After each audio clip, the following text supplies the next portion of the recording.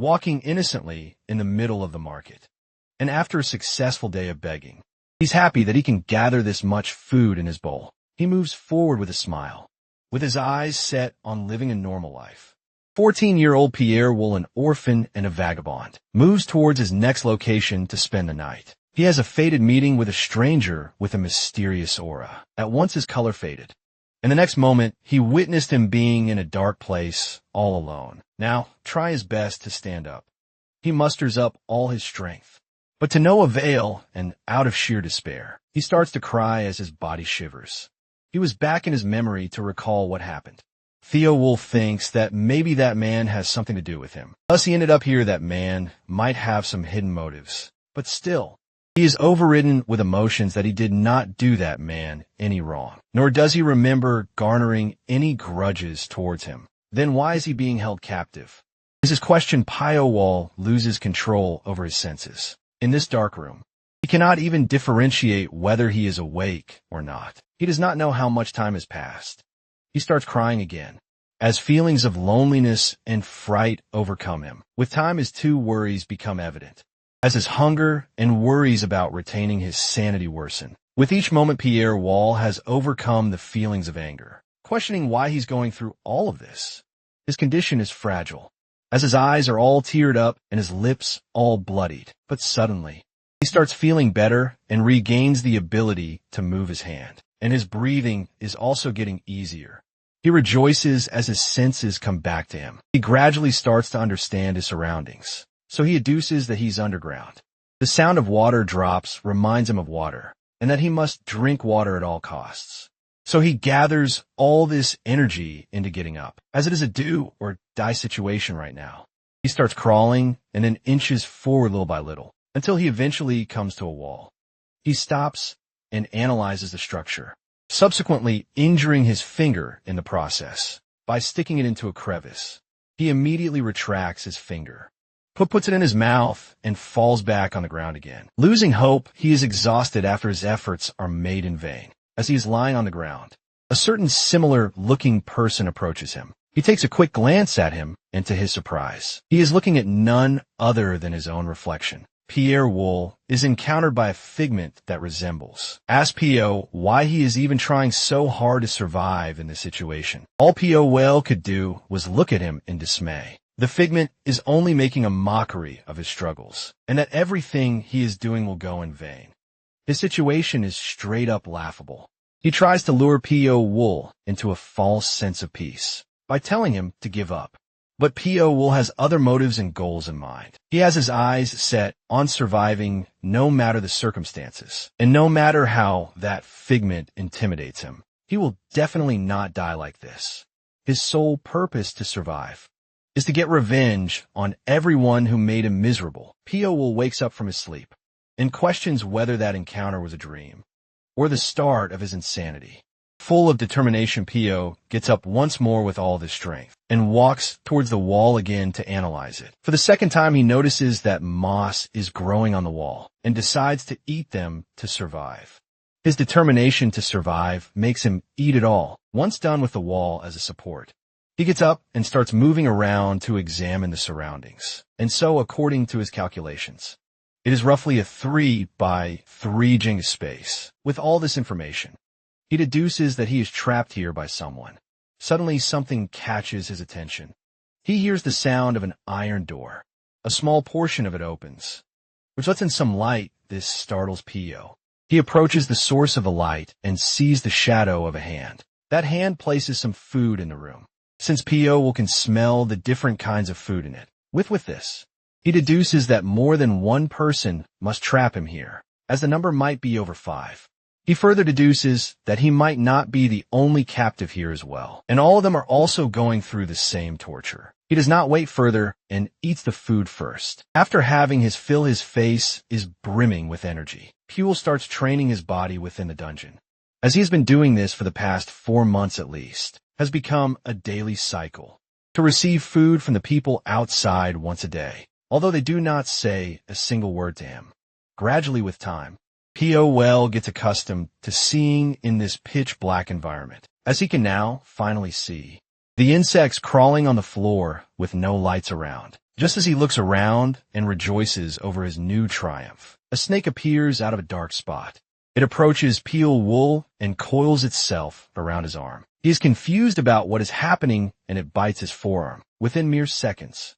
Leo is in excruciating pain as he screams in agony from a bite. He starts panicking while holding on tightly to the affected area. His face becomes red and the fear in his eyes is visible. His entire body starts to feel as if it is on fire. With the given symptoms, he reckons that it might be snake venom that is doing all this. It becomes unbearable for him. The affected area becomes veiny and red, yet the pain still does not subside. It only tends to worsen. Then a small door opens as it is time for his daily meal. He grabs hold of the bowl in a hurried manner. His face shows clear signs of distress and pain. Nonetheless, he pledges that he will survive no matter what. And so he finishes the meal, lying on the floor while the snake looks at him from behind. After some time, his face looks calmer and more tranquil. Now he looks at the snake whose venom almost killed him. But due to the detoxifying process after the bite, he can see better now. He recalls stories of people getting various strengths after receiving snake bites. But by following that logic, he lets the snake bite him again. Instantly, all of the veins on his arm pop out, and he rethinks his decision. Yet again, his body feels like it is on fire. Albeit this time, it is not as painful as the first bite. After a while, the pain subsides, as well as the color of his eyes changes. Pierre Wool looks around and finally sees his surroundings with an even better vision. Feels the door cause some vibrations as it is finally open. For the first time, he steps outside and moves to the next room. Pio opens the door and smells a stench coming from that room. He opens the door and instantly realizes that there is a corpse inside. And from the looks of it, the person who died looks as old as Pio Wool himself. He enters the hallway again and starts walking forward. After a while, he sees an iron door with its bolts taken out, blocking the hallway. Pierre Wool forces it open and sees that there are two people inside, a girl and a boy. Pierre Wool walks into this new room to witness a girl and a boy together. He walks in their direction and checks a room on his left, only to see a corpse lying inside.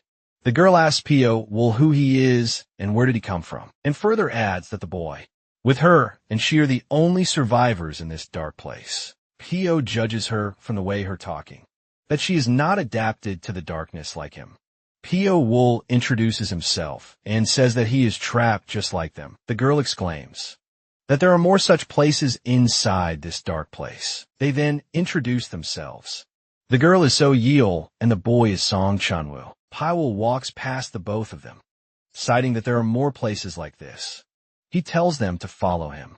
So Yeol tells Song to hold her hand as it is dark, before moving on. The group of three moves on to the next iron door. This time they find a bigger group of people. Yeol searches the surroundings and concludes that fewer people here died of starvation. Instead, they committed suicide. Upon further inspection, he finds that there are more bowls and food than in his own area. As he is pondering over this, So Yeol calls him out. All the people on this side claim that they were trapped about 4 months ago too. The wolf proceeds to leave the entire group, and they stumble upon yet another iron door, but this time instead of another dark room ahead. The group is met with light. The lights are blinding them, but they adapt. Quickly enter a village-like area with torches all around, as they are still underground and not outside yet. P-Wall walks around and inspects the houses, but to no avail, as there is no one around.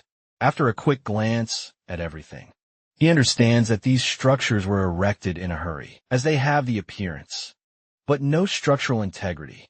Then a pretty white-haired, blue-eyed girl approaches Pio and introduces herself as Li Min. She nonchalantly says that from now, she is under his care. She gets close to him, witnessing his beautiful red eyes. Upon listening to that, Pio Wool thinks that maybe the snake bites caused this coloration. She starts questioning him regarding his thoughts. Now, she says that he is different from the others, because everyone else is confused with the current circumstances, but he is the only one thinking, as the two are having a conversation. So, Yeol interrupts them and tells them about the unanimous decision, that the group will stick together from now on. She asks the opinions of Pio Wool and Li Min on this. Pio Wool says that he will see how it goes, But his decision regarding the plan is dependent on how things go in the future. So you all worrying about this? I'll be happy that is still affirming his presence with them. Similarly, Lehman decides to join the group too. Seeing all this, Pierre Wool thinks that no one is thinking straight, just because all of them are coming out of long periods of isolation in the dark, and soon he walks into the darkness. As all these people meet, they form into groups. The people were divided into 4 factions led by SEO, Yeol, and Song Kong, Il Yum, Il Jun, and Go Yong Sian. Pierre Wool is the only person around who is going all alone, and because of him going solo, rumors spread quickly about his character. To all this, Pierre Wool does not pay any attention. He approaches a wall and checks it. Although the buildings are recent constructions, there's still moss around, which means the underground space was built a long time ago. And on top of that, indicating that the owner must be extremely wealthy. A hole in the ceiling opens and light spreads. Inside the room, a basket is being sent downwards. That basket contains food, and a rejoicing group feasts on it, as all the people start rushing towards it to get a fair share of the food. So Yeol and Song stop them and address that it should be distributed equally, and the head of each team needs to work in sync to make sure of that. Pierre Wool asserts that he will take his share too. He approaches the basket, but is shunted by Yam that he cannot take it like this, because as the 4 group leaders are the ones in charge. Pywall does not stand.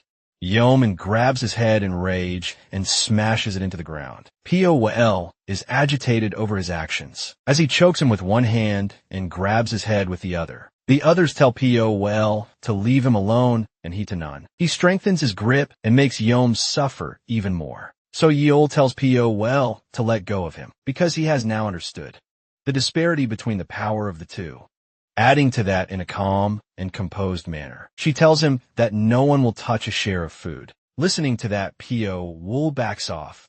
Yum is in utter pain, but still fuming over what happened. He glares angrily at Pierre, to which he threatens that he wants his other eye to be ruined as well. Everyone sits in the small village eating the food they received. Pierre Wool deduces the facts again and concludes that this is a test to filter out the toughest children from the group. So Yeol taunts Pierre Wool about how he is doing, after making everyone his enemy, as the consequences of his actions lead to people leaving the young faction and joining the So Yeo Whale faction. She again says with a cunning look that although Pierre Wool is not interested, still is keeping watch the entire time. He contemplates gaining more tolerance against poison, but it has been a long time since that snake incident. So Yeol convinces him again to join her group, but he reminds her of his answer. The survivors receive the food again, but it looks oddly peculiar. There is less food in the bucket.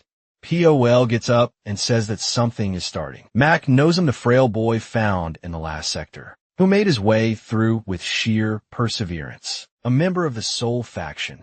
Mac was found dead, and that spread chaos everywhere, although people started questioning his death. But deep down, everyone knows that it happened because he was the weakest. Song and Soul are angry about this incident because a member of their group got murdered. All they paranoid, Soul swears to take revenge in the exact same way. All of this starts leading to an inner conflict. One by one, the weakest member of each group is killed off. And this trend continues every night, as one member from each group is killed off one by one. Distrust and paranoia spread throughout, and everyone starts acting like barbarians. Regardless of all this, Pierre Wool is working all alone, knowing well enough that these times of tranquility will end soon. As Pierre Wool is eating some moss, he hears a group of at least 4 people come his way. They are following the path Pierre Wool walked upon to find him. Yam is angry and ecstatic after killing 2 people, but now is the perfect time for his revenge against Pierre. As the group proceeds, a snake bites someone within them, and he dies on the spot. Yum angrily calls out their adversary in the dark. Then, all of a sudden from the darkness, a figure approaches and grabs a hold of Jonga, and that way, one by one, he kills off all of the men who are accompanying Yum. Seeing this miserable sight, Yum pounces toward Pywall. In full rage, he attacks him, but to no avail as he misses all his attacks. Pywall momentarily vanishes. But after a while he shows up again and threatens that this time he will not go for his eyes.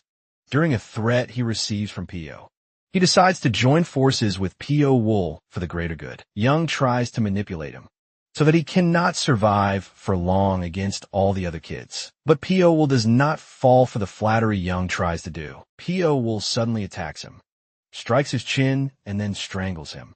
In his final moments, all Young can ask is for him to spare his life. Pierre Wool is now standing in front of a lifeless Young, citing that the reason he killed him was that Pierre himself was still weak. Middle Young and his entire group are dead, and the three other group leaders find their bodies. Blame immediately goes to Pierre Wool for their murder in the dungeon. People start thinking about Pierre and his brilliant brains and brawn, and how cunning he's all around.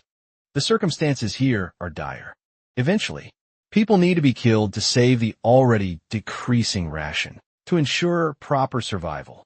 And along with that, there is tension amongst the people as they are avoiding Pierre Wool too. In this famine-like condition, news reaches the Go Youngs and faction that the So Yeol faction has banished 2 kids from the Northern Red House. They hold a necessary food item, a meager potato, and since food is scarce, everyone charges in on the kids, as their aura changes to that of bloodthirsty barbarians. Yongsun only looks in shock.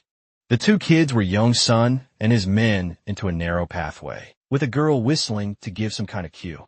The very next moment, people from the So Yeol faction jump out and attack. The Yongsun faction, they have been trapped. Yongsun shouts that they have been trapped, but is all too late suddenly.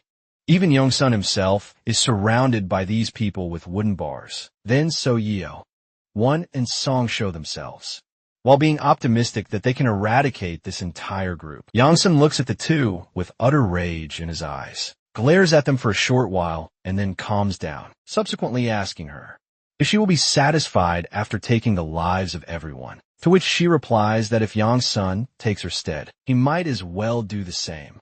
With that, she gives her final order to kill everyone. Yongsun desperately tries to fight for his life, as the rage in his eyes is prominent.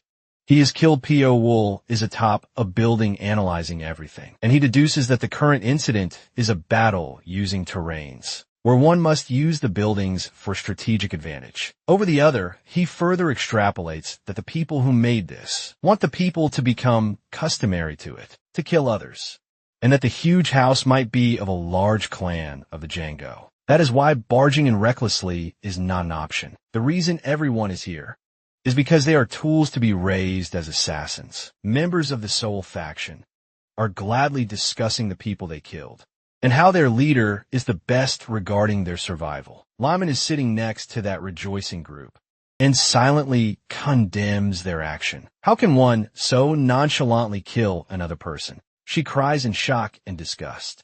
As per routine, the ceiling opens and the food is given to the remaining survivors. The Cerule faction is in high spirits as no group remains to stop them. The Wool is standing near So Yell, but with a concerned expression, and his distraught is valid as food is not given this time. But a group of hooded masked men jumps down to kill everyone here. They swing their weapons at every person they see, ensuring no one survives.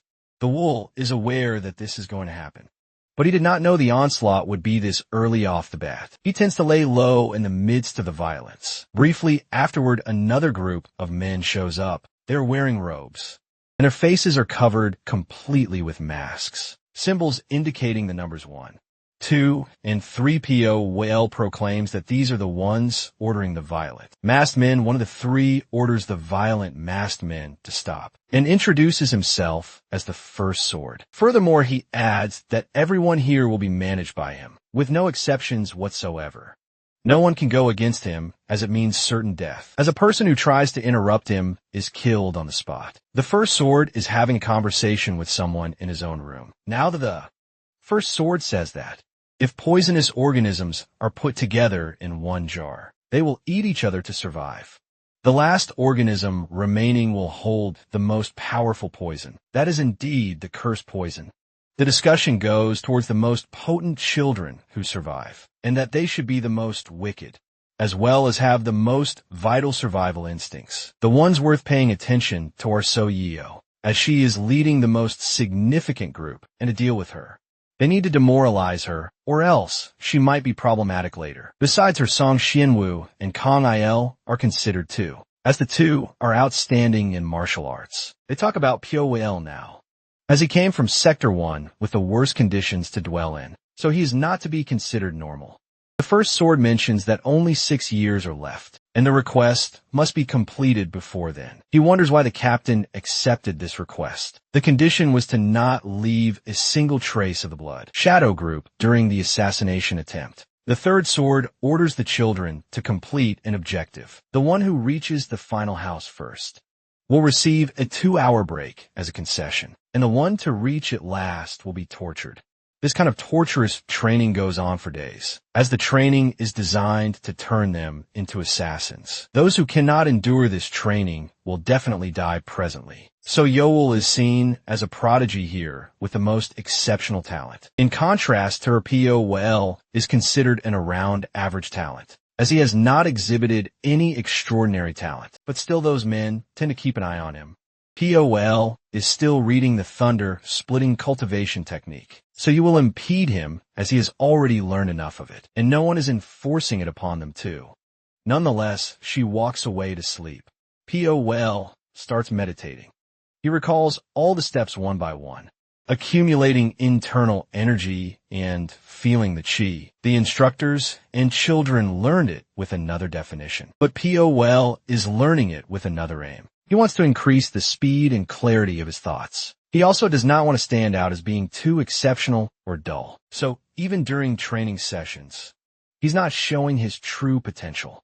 But during this one training session, his opponent shows a genuine killing intent. His opponent realizes that Pierre Wool is faking the fight. Pierre notices that the instructor is paying no attention to the fight. His opponent comes at him with full strength and tells Pierre Wool to come at full strength too. He starts circumambulating around Pierre land and throws multiple blades at him to somehow bring him down. But to no avail, he keeps using different tactics. He again cannot overcome Pierre as he blocks all his attacks. Pierre Wool finally takes offense. He drops his knife and proceeds to kick the approaching opponent in the abdomen. He coughs up some blood before falling to the ground. He tries to fight again, but this time Pierre Wool breaks his arm, rendering him unable to fight. Instructors are shocked as the children surpass their expectations. At this rate, they will become assassins in 5 years instead of 7. But they yet again remember. The target is no ordinary person, is the most talented man in Sichuan. Therefore, all the preparations need to be immaculate, or else the entire blood shadow group may be destroyed. The instructors then talk about pushing the children even more to perfect their techniques. Many will die, but the strong ones will survive. As Pierre Wool looks down on his opponent, the instructors approach him asking that. Did he defeat him like this?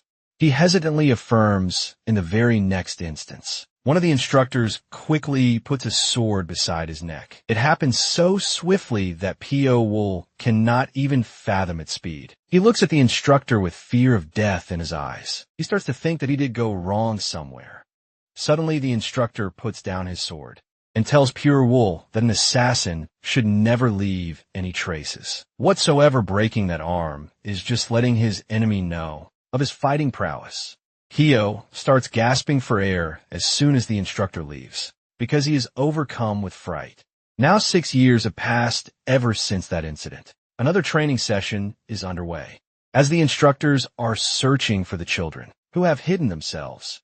One by one, all the children are found except for one. Hio Wool is all of them. Still have not properly mastered the turtle breathing technique. Instructor cannot find the traces of Pio. He starts to doubt the information he is given. He finally gives up and asks the last child to come out, Pio hiding in close vicinity of him. Finally comes out Pio, asks for a break from the instructor, and goes to sit with So Yeol and her group. So Gyeoksin welcomes him rather rashly. Jackson has learned to change faces and has been using it too often, so you will address this. Pierre Wool that the quality of the food is getting better with time. This points towards one thing, that they will be given a mission soon. Pierre looks with determination in his eyes. The first sword is sitting in his room with his mask off. His real name is Lim Sale. He is thinking about the raised assassins as within the last 6 years. Out of the 300 candidates, only 30 remain in the place where the children are living. Jianghu is a place where the rule is to kill or be killed. One must do anything to survive. Lim is approached by the other 2 instructors, asking why he has taken his mask off. He tells them that they should take it off too. Their identities are revealed. The second sword is Gu Shun Heng, and the third sword is Sang Il Shun. The 3 discuss how they're also trapped in here. Just like the children. The children will be sent for the assassination mission, and these 3 will finally get freedom. The discussion further goes to the progress of the children, as they have exceeded their expectations, and some are even better than the instructors themselves, who further states that it is unfortunate to throw away their talent after a single-use mission. Lin replies that they cannot do anything about this. Nonetheless, it is time for them to begin the final stage of training. He pulls out a book and puts it on the table. The 3 instructors go back to Jianghu and instruct everyone on the final task. They put 3 books in front of them, and they explain that 3 out of the 30 children must learn the mentioned martial art techniques, and the remaining 27 will try to assassinate the 3 who have learned these martial arts. The children are left speechless, and the camp is in utter silence. Everyone is thinking that the instructors have gone insane. The first sword further briefs that this is the final training. Once this is done, they will not enforce anything upon them until they leave this place. Children start to weigh in their minds whether the 3 are better off, or the 27 people so.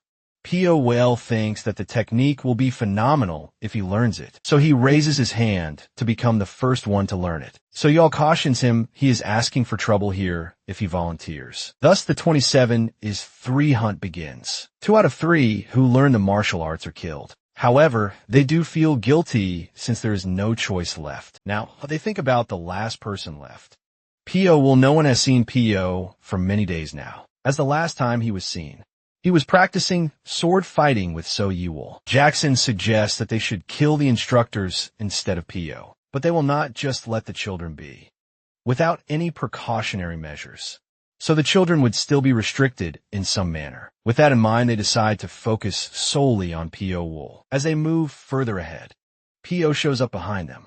He thinks that the instructors would be pursuing the children, to not leave any openings for their own downfall. So keeping that in mind, P.O. Wool changes his objective in finding the true objective of the instructors. The wall quietly approaches the base of the instructors. Although it is heavily guarded, he is still adamant about going inside. However, he uses a mixture of the turtle breathing technique and the thunder splitting cultivation technique, which allows him to conceal his presence while moving, contrary to the original technique, where one can only stay hidden while being motionless. Employs this method and moves past the guards with no issue, and finally gets inside. He gets into the deepest point of their lair and starts searching in that room with myriads of questions in his mind. He investigates thoroughly. He finally finds a scroll and opens it. The scroll contains a request for the assassination of Wu Guanxing, and the duration for this mission is 7 years, with the reward being 500,000 gold yuan. But there is one condition, that the Blood Shadow group should not leave their trace on the site of the assassination. After reading the request, he becomes even more inquisitive, and that how great a person Wu Guanxing would be for them to spend 7 years raising assassins to kill him. Pierre Wool is infuriated over this request, but at that very instant you hear someone coming. It is the first sword. He slams the door open, although P0 Wolf tries to clean everything up and leave no traces. The first sword realizes that someone is there. The first sword approaches. The second and third swords, and someone broke into his room. He immediately orders them to find him as he might still be inside. The two condemn this act and then ask if he might know who it could be, as all three know that there is none better than Pierre Wool. In infiltration, then it must be him. Pierre Wool listens to all this.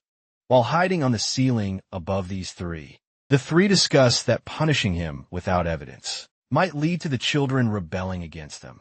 So they decide to direct this said opposition against P.O. The first sword says that he will use the Hell Flute. The other two swords are shocked. They say that it is kept as the last resort. but they might have to use it sooner or later. So to assert dominance over all the children, and to show who their real owner is, they will use the hell flute. The first sword limb takes off his mask and prepares himself to use the flute. He looks down at the Jianghu from the top.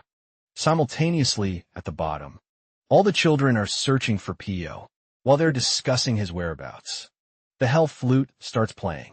As they listen to its tune, they fall in agony as if an insect is devouring their bodies. At that very moment, Pierre Wool shows up, citing that the instructors have finally activated the aforementioned restriction. All the children are lying on the floor, trying to bear the pain. After hearing the hell flute, Pierre Wool notices something. That the tune of the flute is just a slight pain for him, while it is agonizing for the others. Sits beside Li Min and uses the dangerous internal energy infusion technique, and it should work on her, as she has learned the thunder-splitting cultivation technique. Although her internal energy is not disrupted, she is still feeling the effects of it. Even though all the children spent these years in the same condition, he wonders what the difference between them is. He ponders if it is due to the snake poison, as he has acquired resistance against it. Furthermore, Pierre Wool thinks that it is hard to activate the poison with the sound alone. And what if it is something else like a poisonous insect? He instantly thinks that they mixed curse, poison in the food and water they gave, and are now triggering it through the tune. The masked guards of the instructor show up. Pierre Wool considers running away, but decides to stay, and act as if he is suffering from the sound of the flute as well. The first sword instantly notices Pierre Wool amongst the children. He unsheathes his sword and immediately stabs his shoulder. Pierre Wool is rendered unconscious. The first sword immediately asks Pierre what he saw in his room, to which he adds that up till this point in time, he hid his abilities well enough, but his exceptional talent would not have become crippled over time. He further states that someone problematic, like Pierre Wool, is better off dead. The second sword stops him, because Pierre is required for the assassination mission. Due to his excellent infiltration technique, there's a clash of words between the two, but they decide not to kill him, and to manipulate him in the future with a hell flute. It also becomes evident that Pierre Wool is impotent against the cursed poison. Later on, the antidote is fed to everyone. First sword explains that all of this happened because Pierre Wool infiltrated their lair, and repeating this action will lead to the agony everyone went through. Pierre Wool is meditating and realizes that the snake venom subdues the cursed poison. In an isolated section of the Jianghu, the other children are searching for Pierre. It astonishes them that he secludes himself in such a place to train, but is a given as everyone abhors him. As they keep moving forward, Pierre Wool shows up behind them with his presence concealed. So Wool tells Pierre that they are here to discuss the restriction, as she deduces that he is immune to the restriction. Lin further thinks that someone did ease her pain when she was under the restriction, so it must be Pierre. He admits that he knows about the bimming restriction. Furthermore, he then claims that telling it to them will not be beneficial to him. Jackson calls everyone his comrade, but Pierre Wool objects given the recent behavior against him. Everyone then makes an oath that they will consider Pierre Wool a comrade and will not betray him. Pierre Wool finally tells them that it is the cursed poison, a type of poisonous organism, and that it is usually latent, but responds to the sound waves of the hell flute. Then the poison flows into the body and attacks the internal organs. Pierre Wool states that he is naturally resistant to it. Thus, everyone must figure out how to remove it. Everyone thanks Pierre Wool and leaves, while Lehman stays behind and tells him that her real name is Lehman Suleiman and hopes that he will remember it. Finally, the fated day comes, as the first sword announces that they will leave the cave. So Wool is given the responsibility of leading the children outside. After the instructors leave, the first sword wonders how many of them will survive, because their target is a prodigious martial artist. As the instructors are lifted out of their baskets, everyone rejoices. It feels surreal to the children in the Jianghu that they are finally getting freedom. Pierre Wool then inquires about the cursed poison everyone has, to which Wool says that a few are cured. Now, since Li Min Soul Man is very knowledgeable about poisons, now the only step left for them is to leave. With that said, the bucket descends and everyone climbs on board. Everyone starts thinking about how they spent 7 years in this hell. As the bucket nears the exit, Pierre Wool quickly tears his sleeve off and blindfolds himself, telling everyone else to do the same as well. Failure in doing so will make them go blind. Everyone follows his words. The light outside is too strong as it is hurting all the children, but finally everyone is outside. The Blood Shadow Group captain, Hu Jian, meets them. He orders his men to get everyone into the carriages and bring them to the Clear Wind Manor and adapt their lifestyle to that of the outside world. Pio, although still blindfolded, has memorized the voice of the captain. Carriages go through a mountainous region to reach their destination, at the manor where they are staying. Even if a single person lets their guard down, they will be killed as per the order of the captain. Every person here is allocated a room with 3 others. And since Pierre Wool is outside, he finally goes and washes himself for the first time in forever.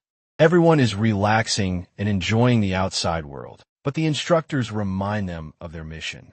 By giving them weapons, everyone is reminded of their mission, as the instructor gives them weapons, which takes away their fake sense of peace and tranquility. Meanwhile, in the Clear Breeze district, Great Moon Palace Hu Juing is having tea with Lim Seol. He thanks Lim for his hard work and the sacrifices he has made towards the aim of this mission. Lim Seol is successful with his assigned tasks, and with that, he's finally permitted to retire along with the other 2 swords. Lim further states that it would be such a waste to utilize these children for a single-use mission as they are too talented. But Gu adds that they are fated to be like this. And Lim asks Gu if he knows who requested this assassination. Gu himself does not know, but states that there is no point in irritating a big shot, who is paying him a hefty amount for this job, and for the Blood Shadow Group to come on par with a notorious 100, Wraith Union and their prowess.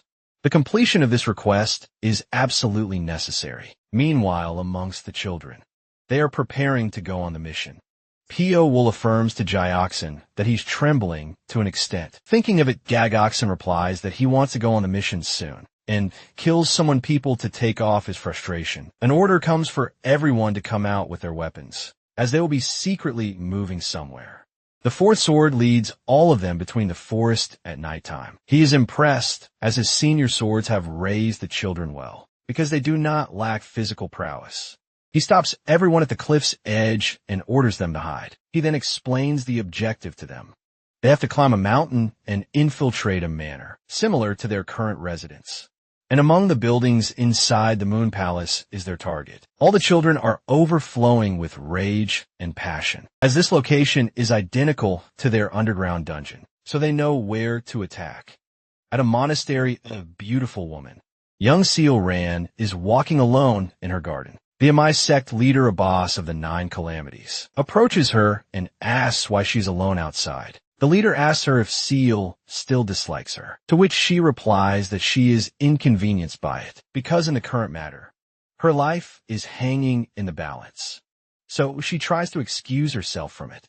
Listening to this tone of her, the leader is furious as she sounds prideful and mighty. She then recounts the countless favors she has done for Seal, and after all this, she still desires to be excused. She tries to calm her down and says that it is the duty of a student to follow their master. The leader says that if they do not receive an answer the same day, they will carry out the plan they have been devising for the last 7 years.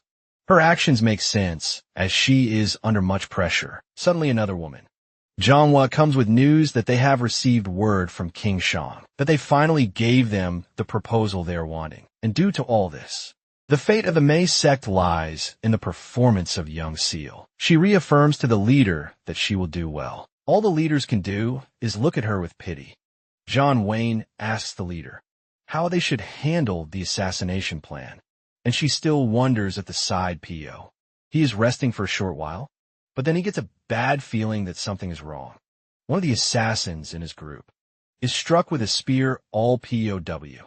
All can do is look at him in astonishment. The targeted assassin, who is hiding under the ground, is brought out of it with brute strength by one of the enemies, Eugene Oak. As it becomes evident that the assassins are hiding in this place, Eugene addresses his soldiers. to find and kill all the enemies who are invading the King Qing sect. The assassins realize that they are at a disadvantage, so they decide to retreat.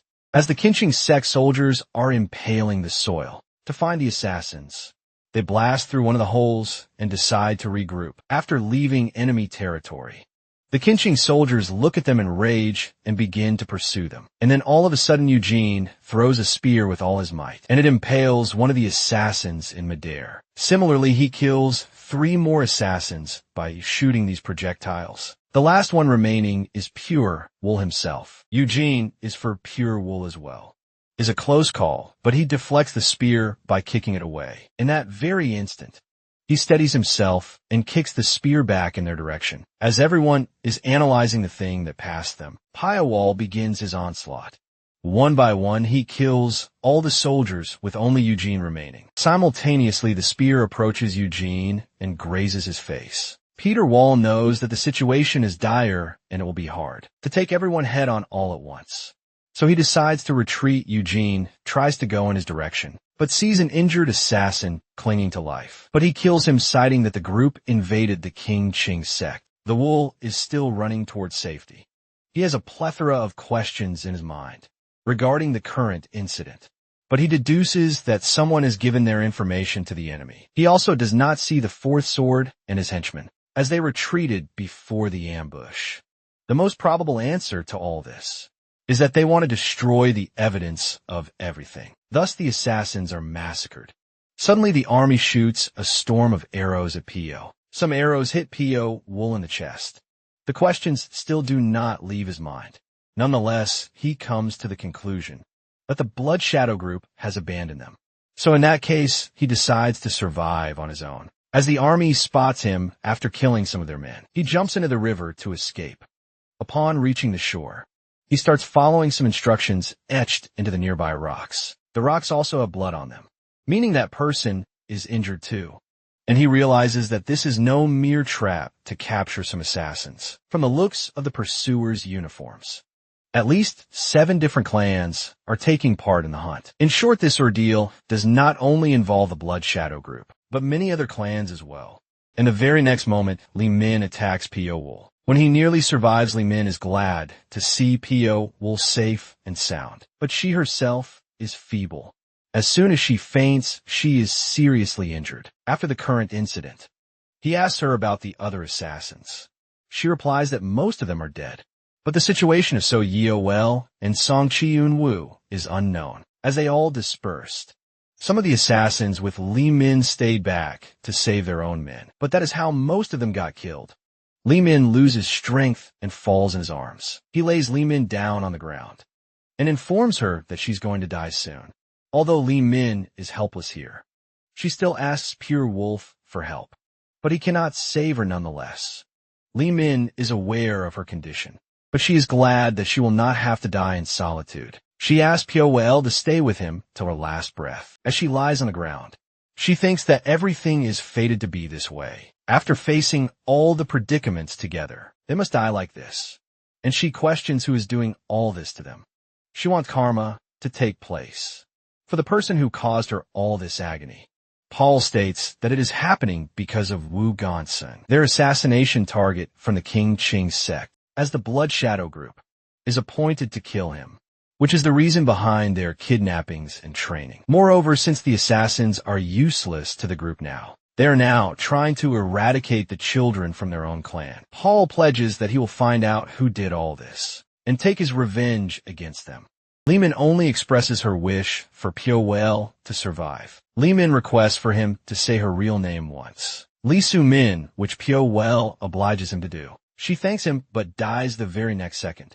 Pierre Wool is overcome with rage as he promises to eradicate whoever did this. Back at the Clear Breeze district, Great Moon Palace, the Fourth Sword and Gu Jimin are having a conversation that since the trap set is inescapable, none of the assassins can survive it. Gu Jian admits that it truly is a waste to let them all die in vain, and that they are pawns from the beginning. But to throw them away without using them is a waste. The Fourth Sword is still in confusion that all the assassins are targeted, and not the manor itself. Gu Jiang says that it makes sense, but they cannot find this place whatsoever.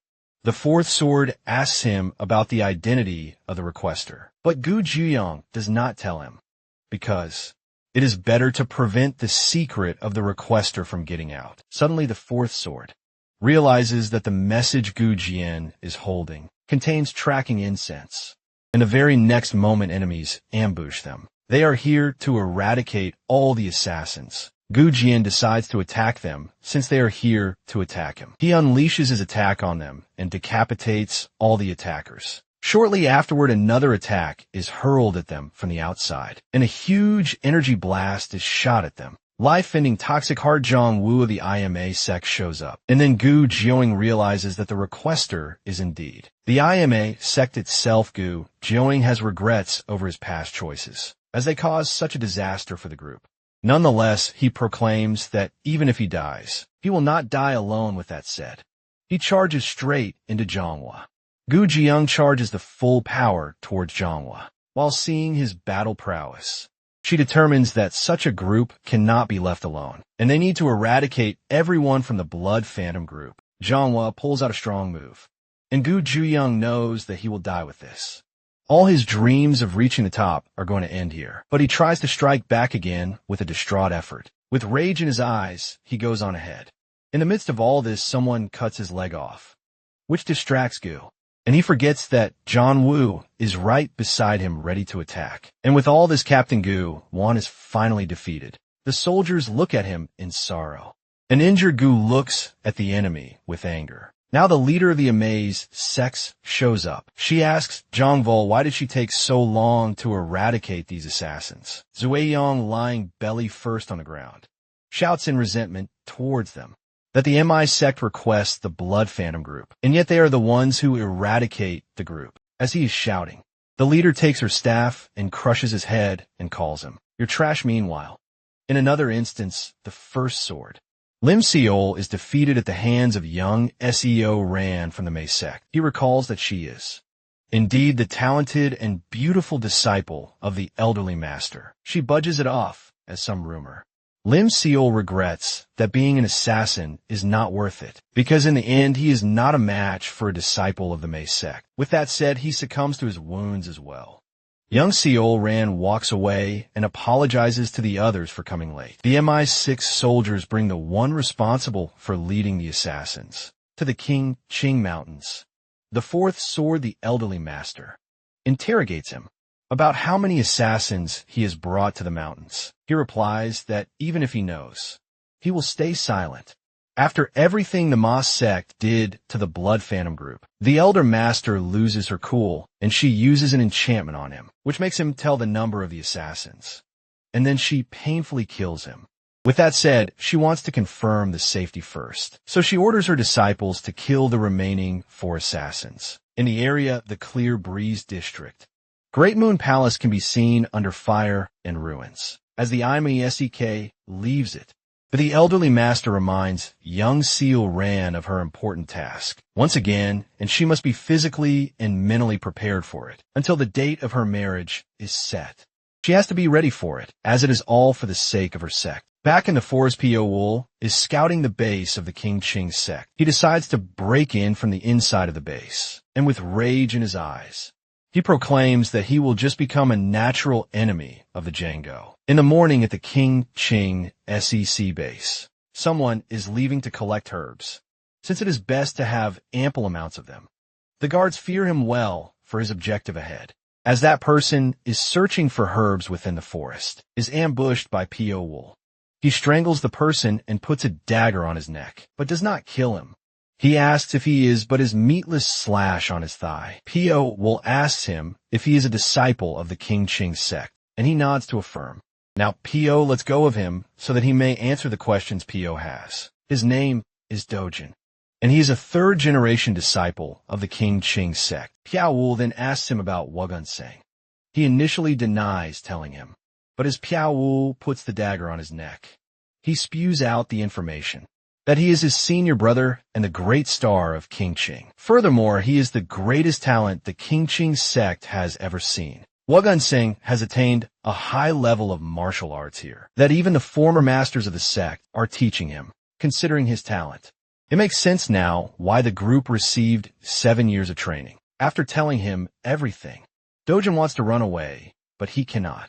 And suddenly he sees his own face on Pierre Wool. But then his aura changes, and Dojin realizes that something is peculiar. Dojin then returns to the King Chin sect base, citing that he is back to retrieve something.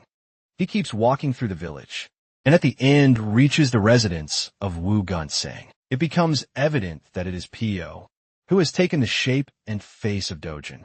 Back at the Shanking Palace, there's a discussion going on regarding the current situation. Amongst the elders, King Chun, sect leader saint of martial spirit, is leading the meeting. The discussion is going on about the tracking and eradication of the assassins. Saint of martial asked the second in command, Wu Jin Piong, that who the perpetrator might be, claims that he does not know.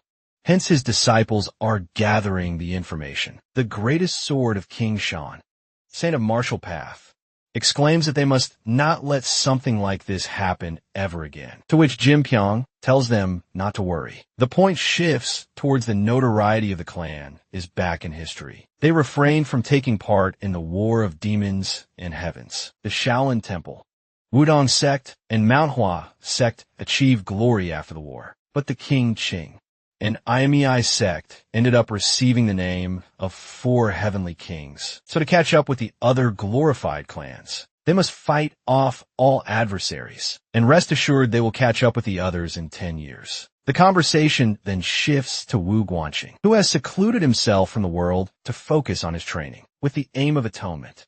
In the meeting, Wu Jinpian apologizes for not raising his son properly. Everyone assures him that it is all right for a boy his age, so he can make sure that Wu pulls himself together.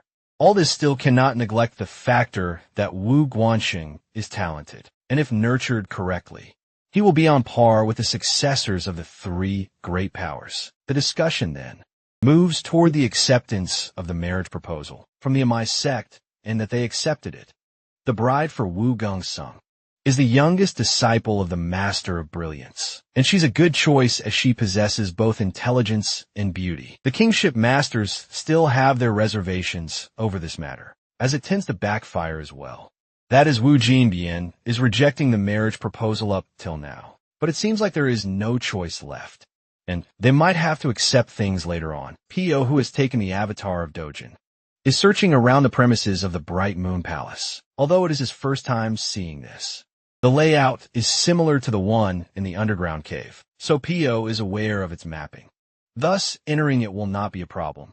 Meanwhile, the guard are talking about Wu bringing women in for pleasure. The guards head back after this brief conversation. This makes Pio realize that Wu may have a different hidden side too. It is nighttime, and Pio returns to his original avatar. He searches the entire premises of the Bright Moon Palace of. He concludes that the only place he can be is messy. Goes into the attic from a duct. He looks down into a room with swords spread all around, and Wu Guanxing is sleeping with a woman. Just from the looks of it, he realizes that Wu is just on another level, compared to the Blood Phantom group captain. He's still human, so if Pio stabs him to death pressure points, he will die like any other human. So Pio pulls out a string and attempts to tie it around the neck of a sleeping Wu. But that very instant, Wu wakes abruptly with an imposing aura emanating all around. Pio immediately comes out of the attic, with Wu trapped in the noose of his string, finally proceeding to hang him to death. Wu lets himself free from the noose by cutting it loose. The 2 foes confront each other. Wu asks Pio his identity, but in return, Pio only prepares to attack him again. He rushes at Wu with 2 blades in his hand. Wu deflects the blade with mere 2 fingers. Pio was awestruck by this defense of his. But at that very moment, he pushes Pio back with a single strike. He follows in for the second attack, this time with a massive blazing sword. Yet again, Pio can only defend against him, as Wu is just too strong. Pio needs to get out of this quickly. Pio throws a dagger at his eye, but he stops that too with just 2 fingers. Wu praises his tricks and then asks him who sent him. He assumes that the father of a specific woman sent him, with which he begins his next strike. Wu recalls his younger days and how he's a prodigy from the start, and due to this, learning martial arts has not always been fun for him, and because of the boredom. that ensued caused him to take an interest in women. He began sleeping with many women, and he regrets that decision while being fully aware of it. And because of that one specific woman who committed suicide, he has to train for a year in isolation. So he asked Pio that did, the father of that specific woman, sent him here to take revenge for her. Pio has no idea who he was talking about. His energy levels start to increase again, as if he is swathing myriads of blades. His aura is overwhelming here as Pio only endures in despair, stops and glares at Pio, and then rushes with full force. He attacks, and all Pio does is defend. He makes more successive attacks, but Pio yet again dodges all of them. Now Pio sees an opening, and finally lands a blow on Wu by kicking him in the jaw. Wu deems this trick of his annoying, using his supernatural powers. Wu throws away his daggers and finally prepares to kill. Pio dodges again and runs towards his dagger that is lying on the ground in the distance, and throws it at Wu out of sheer anguish. Pio throws the swords embedded around him toward Wu too, but all of this is ineffective. But he has no choice except to attack, so he keeps the onslaught going. But nothing phases Wu Guanxing. Wu finally activates the King Qing secret technique, 72 sword waves, and unleashes it on a helpless Pio. Tries to save himself by using the woman who is sleeping with as a shield, who separates the woman from him by using this technique, and approaches to deal with the finishing blow. But at that instance, Pio remembers the martial arts technique he learned as the final task. In the cave, Pio blocks his attack, and for once is standing shoulder to shoulder against Wu. Wu begins another onslaught of successive attacks, but Pio utilizes the swift mind technique to dodge everything, and now he finds an opening. He takes his sword and impales Wu Gunsung. After this hard-fought battle, news spreads in the village that Wu Gunsung is dead. All the elders reach the site of the crime, and his corpse is covered with a sheet. His demise saddens everyone.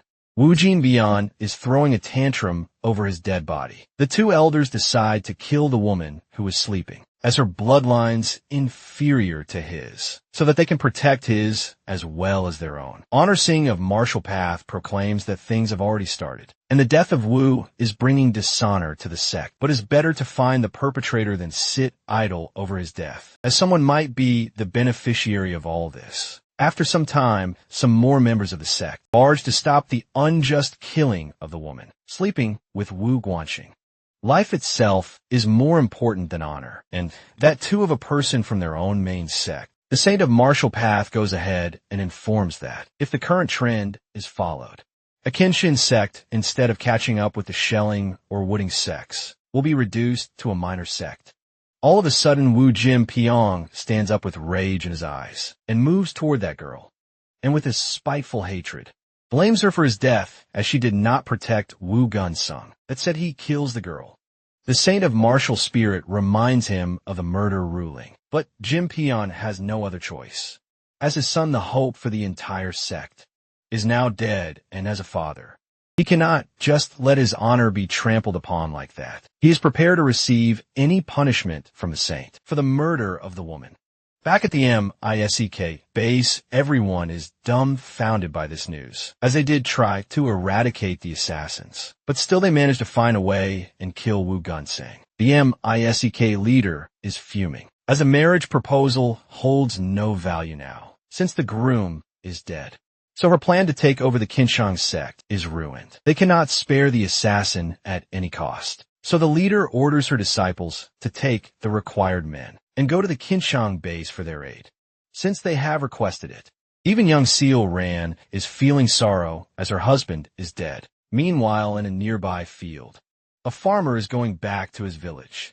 After completing his work in the field, some guards stop him on his way. They interrogate him about an assassin who committed an unforgivable crime. So he needs to clarify his identity to be safe. He proclaims that he is a farmer who gets done of the harvest early. They let him pass, however. In the very next moment, someone notices that his sickle is clean after working. Pierre Wool is busted under this new avatar, as the soldiers now rush toward him. A smoke signal is fired to inform the others. Now Pio has no choice but to fight. Pierre Wool is confronting these soldiers all alone. As they have seen through his gimmick of being a farmer, they have realized that he is indeed the assassin who killed Wu Gongsan. Ultimately, all the soldiers fall weak against Pio, as he is now interrogating their commander. He tells him about the elderly master of brilliance of the Mei sect, adding that she gave orders to all her disciples to capture the assassin, as everyone is ordered to help the King Qing sect. He further explains that this solidarity is new in their current relationship, because they have always been fighting since the beginning. The person held by Pio aims to stall some time, until reinforcements come.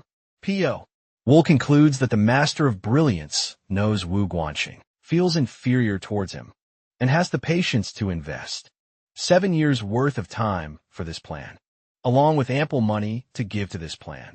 She is based somewhere in Sichuan. Pio knows who his target is. Now, as Pio strangles that soldier even more with his strings, the reinforcements arrive, and due to this, the commander starts threatening Pio that he is dead. Now that very instant Pio kills him, even when he murders all the soldiers. He only has the elderly Master of Brilliance on his mind. News reaches the MI-SEC base that the assassin has broken through the encircling net of the martial artist sus. He's on the loose.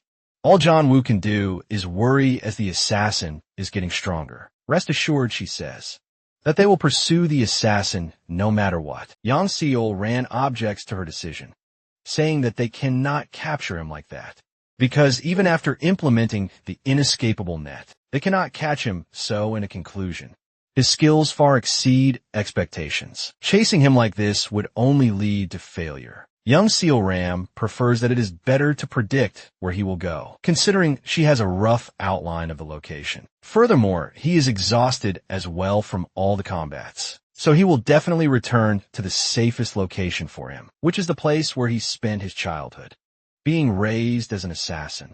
And they have figured out that this place is in the proximity of Badong. In the past, that area has been provided with many supplies. Thus, John Will listens to her suggestions and decides to act on them. So the Ma forces finally head out toward Badong. And as for the calculations of Seoran, the assassin is injured and he will not be able to run that long, which is true as Pio is being pursued and attacked by the Ma forces, as he himself is shocked at how his moves are being predicted. Pio Wold is still seen running from the MA forces, and he thinks they have stopped their pursuit of him. But he is wrong, as the very next moment, an explosion occurs in his direction. This is also an attack directed towards him, at the hands of Saint O Marshall Path. It's overdone the attack, since he is full of rage right now, and it will be better for the forces to find Pio. Alive for interrogation, the hunt still goes on, as both the Mei and Qinxing sects work tirelessly to find Pio. John Wall makes it rain lightning. In the same direction as the previous attack of Saint A. Marshall Path, she is filled with spiteful anger, as she can never forgive him and needs everyone to search for him. The Allied forces finally find the entrance to the basement they have been searching for, and they speculate that Pio Wool is hiding inside. The Saint orders his men to climb down the ropes to catch Pio inside. Yang Wu also orders her men to do the same as the King Qing sect. One by one, all of the soldiers descend into the underground area. Upon further inspection of the underground area, they find out that the structures, they're a replica of the real buildings of the King Qing sect. Therefore, to maintain all these structures financially, an external power might as well have helped and protected them. For the preparation here, the soldiers decide to find the people behind making this place too. And with a confident laugh, the saying of Marshall Path reminds them that finding the assassin holds priority. Zhang Wu takes the disciples of the main sect searching another area. The saint orders her to bring the assassin back alive, no matter what condition he is in, because he will be infuriated if the person who made a mockery of the King Qing sect dies, as he wants to punish him in the right manner. She affirms and tells him not to worry, then departs to the other area. Zhang Wen needs to find Piao for the King Qing sect, and in this entire situation, Yang Seol Ran is having a bad feeling. as everyone is trying to catch him within his domain, since he spent 7 years training here. And the hunters have the tendency to become the hunted. The Saint of Martial Path is astonished by the size of this underground system, and that it exists just for the sole reason to assassinate one person. The manor here resembles the King Xian's sect main palace. While searching for Pio, he has many questions and reservations. But he keeps going ahead. He enters the last room and accidentally presses a button mechanism on the wall. This reveals a scroll from inside the wall. The Saint of Martial Path reads, "The requests sent to the Phantom Blood Group for the assassination of Wu Gongsheng." He is exasperated after reading the scroll, as the requester dared destroy the future of the King Qing sect for mere 500,000 mayang. His rageful aura is so strong that he makes a hole in the wall. There's a passage inside. He goes inside and finds a place full of snakes. But at the end of the path, there's a manuscript titled 9 Demon Schools. After walking into the hidden passageway, the Saint of Martial Path stumbles upon the manuscript titled 9 Demon Schools. He realizes that the 9 Demon School used to be a clan that vanished ages ago during the War of Heaven and Demons. It is so ancient that even he knows it, because of books in the secret library. Meanwhile, the other search party, they find traces of rice grains on the floor, which definitely means that the Pio is in close proximity to them. But they need to be careful, as Pio might ambush from anywhere. Darkness of the cave is causing them trouble, as it is just too dark. You and the torches are not luminous enough. And now begins the silent attack of Pio on the soldiers. Investigating the cave, he kills one of the soldiers without letting any sound out. The group of soldiers moves ahead unaware, discussing the death of Wu Gan's Han. Pierre Wool begins his onslaught on the group of soldiers. He ambushes all of them one by one and kills everyone off. In another location near the buildings, the soldiers are having a hard time tracking him, since the footprints are all scattered around. King Ming of the King Shun sect deduces that if his sole mission is to run, then he will do it without fail. But he has played a clever game by luring his enemies into a domain he knows best. So Peter wants to eradicate all the members of this allied force. Between the two sects, King Ming has his eyes on capturing Pio to raise his own rank in the sect, and he is passionate about it. So King Ming ordered everyone to move around in pairs and constantly always alert each other about their location, as their enemy can attack at the slightest opening. So be prepared. Unluckily, King steps on a switch on the ground, which releases a trap, and arrows are stormed at everyone within the range of the trap. A few are injured, but the rest are fine. Suddenly, another trap activates, and all the soldiers brace themselves for the next thing coming at them. During all this, Pierre Wool looks at them from atop of a cliff. The Saint of the Martial Path starts reading the manuscript of the 9 Demon Schools, which mention snakes, poisons, and sorcery. The snakes mentioned are collected for research by the 9 Demon Schools themselves. This leads to the conclusion that the cave is the base of the Demon School, and that assassins use this cave for their own motives. Later on, towards the side, LED by Manhwa, the squads keep falling one by one. Due to this, her soldiers are going through extreme sorrow and fright, cannot do anything but cry in despair. John Woo shows up and consoles her disciples that it will all be fine, even though they cannot see him. They need to calm down and not panic over this ordeal. She orders them to stick together and not falter. Pio analyzes their stance and proceeds to attack. This group decides to finish it quickly, but Zhang Wu is a skilled fighter. Her eyes catch up to the speed of a shrouded and high-velocity Pio, coming her way with that. She strikes at him with her mace, and Pio prepares to attack with his technique. Both the techniques clash for a while, and Zhang Wu manages to get in some damage on Pio, but he still finds an opening and blasts her away with his remaining 2 fingers. He commends her for blocking the attack out. Of the Blue Yang Seal, Ran shows up and stabs Po in the abdomen. She asks him to surrender, but he denies it, and he once again tries to attack by covering up Yang Seal Ran with his strings. Pio vits up to remove the arrow protruding out of him. Then he has a conversation with young Seal Ran that there is no point in talking if they are not freeing anyone. Pio goes and further makes this claim in rage, that the abyss of the 9 calamities is connected to everything happening around them, hence making her a true demon. Zhang Wei instantly cuts their conversation and in a barbaric tone tells young Seal Rand to kill Pio, so she steps ahead to avenge her fiancé.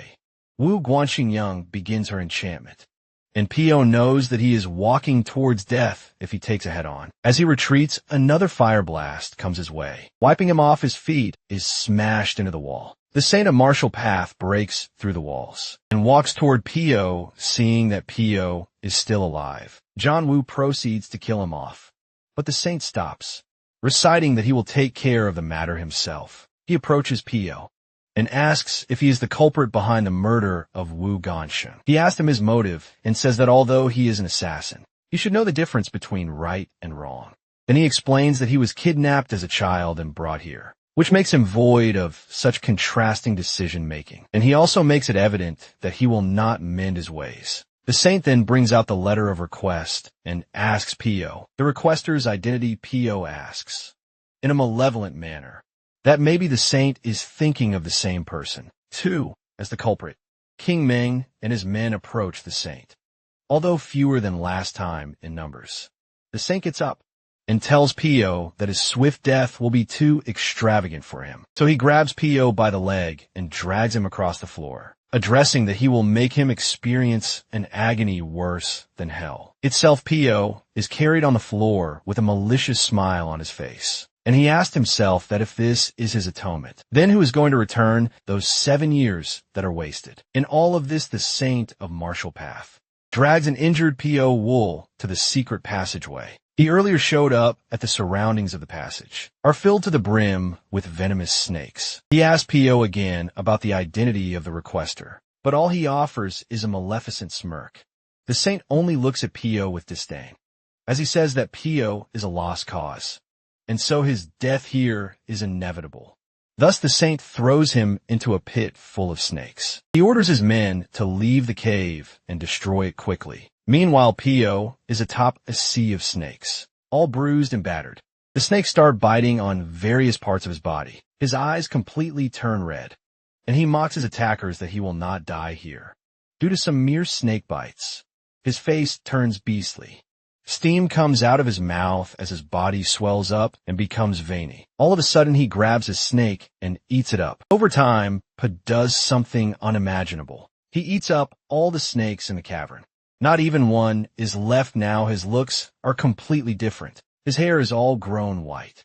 His nails are big, his skin turned pale, and his body turned slender. After some time in Beijing, in a certain venue, a man goes flying as he disturbs a rather evolved form of Pio, pale, taller, and slender in contrast his initial looks. More martial artists come to check on the incident because for them, Pio is messing with the fighters of Chonggak Wanapetang. He shuns their argument off and uses the technique of soul restraint, death, to demobilize the 2 martial artists going against him. The woman accompanying them only looks in shock at what just happened, as this is happening for the first time here.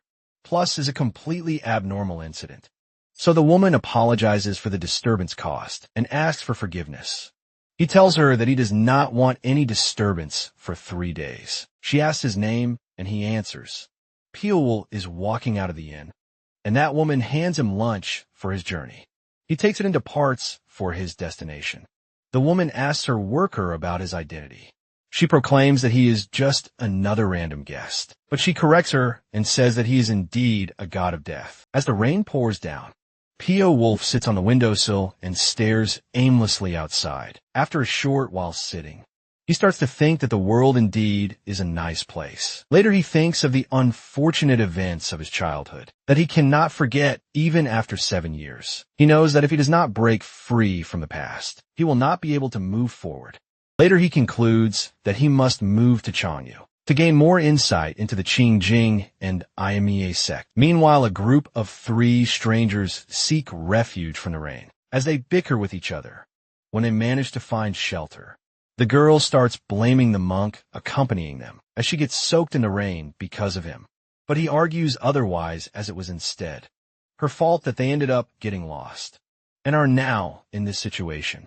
As they fight, the monk starts praying about why he has to go on a journey with these people. Meanwhile, the girl notices someone else in the shelter. In this chaos, she informs others that a handsome guy is in the shelter with them. She calls it fate that they end up in the same place and introduces herself as Ho Ranju. He introduces himself as Pierre Wool to the group, and as soon as Ranju hears his name, she goes head over heels crazy for him.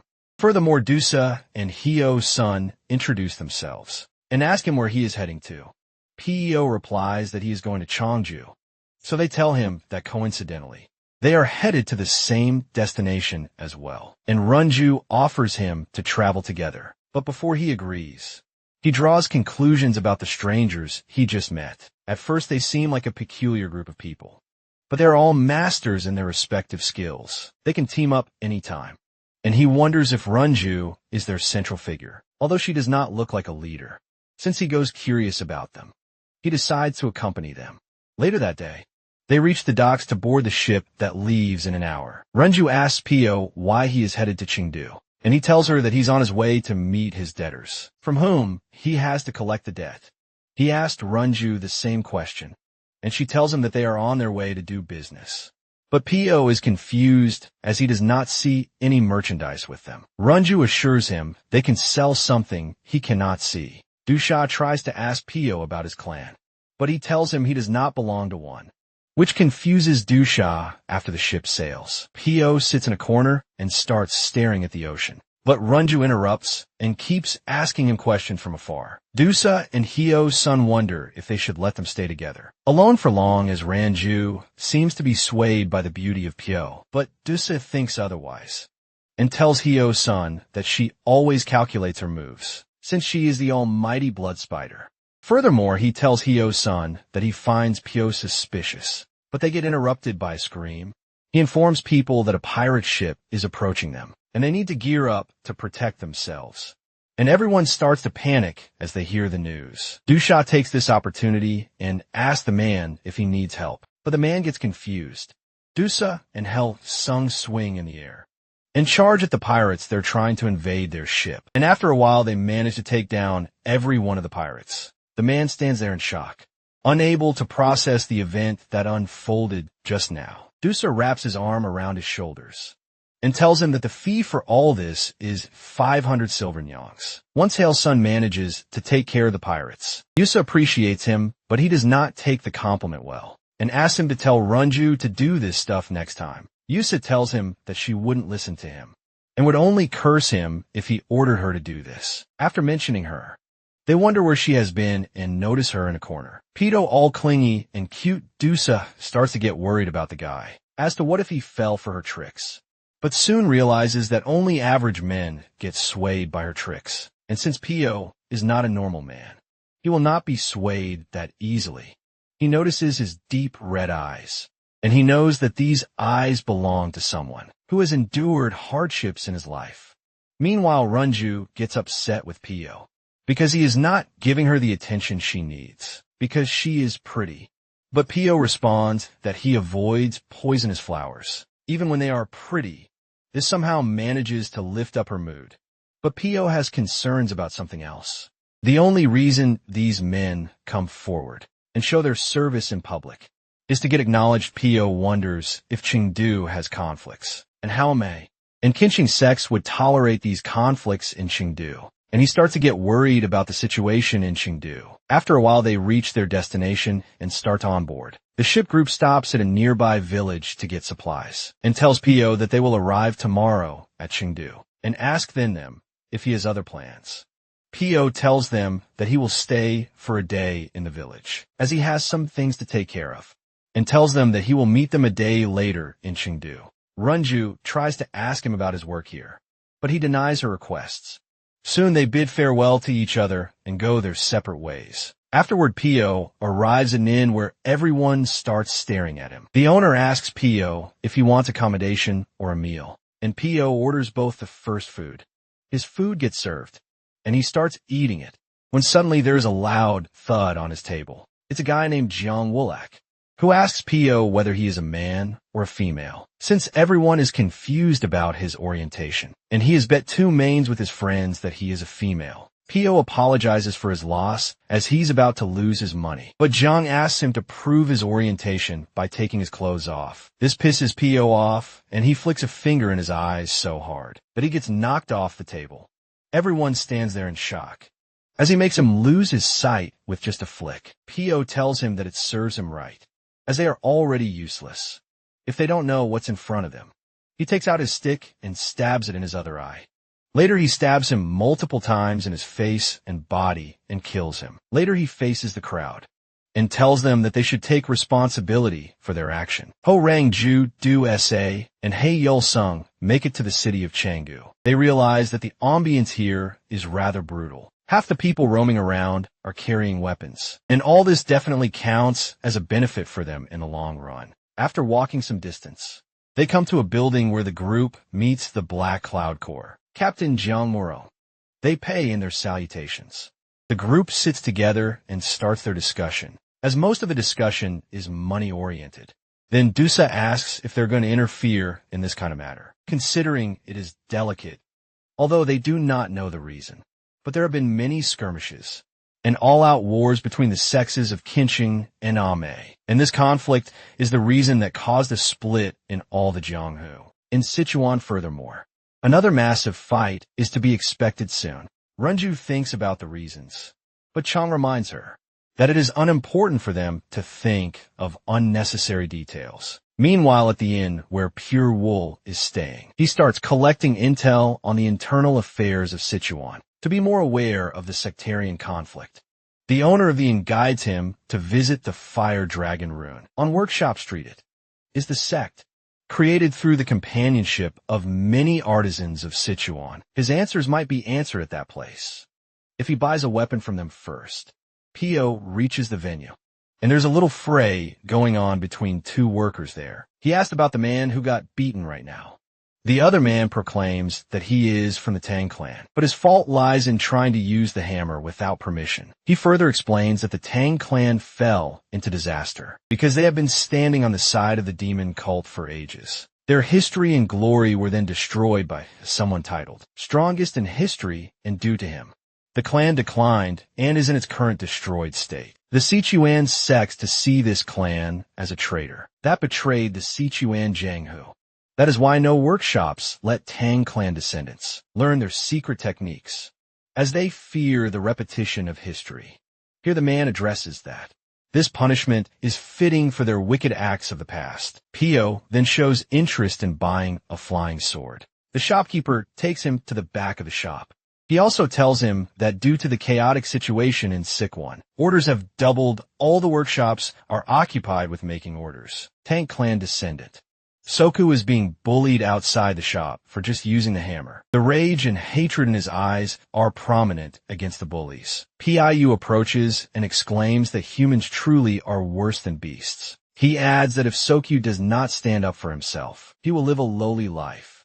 So he approaches and asks him what kind of life he wants.